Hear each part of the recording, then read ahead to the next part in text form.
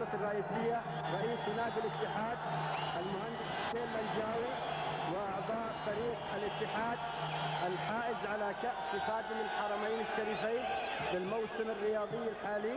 بالتشرف بالسلام على خادم الحرمين الشريفين يحفظه الله، وتسلم كأس خادم الحرمين الشريفين والميداليات الذهبية من لدن خادم الحرمين الشريفين الملك فهد بن عبد العزيز يحفظه الله.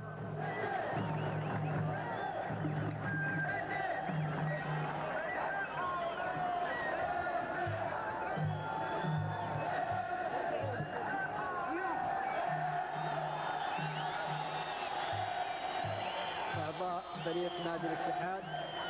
يرفعون كأس خادم الحرمين الشريفين بمناسبة حصولهم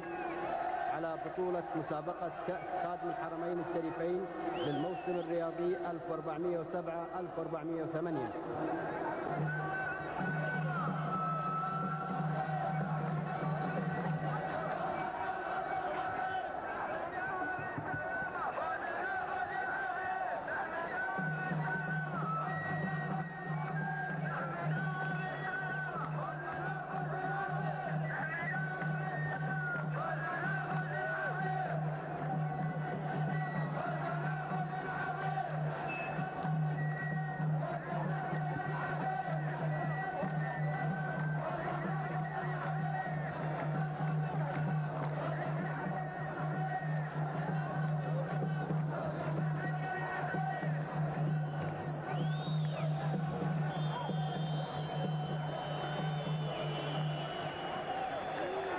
كما يتشرف الآن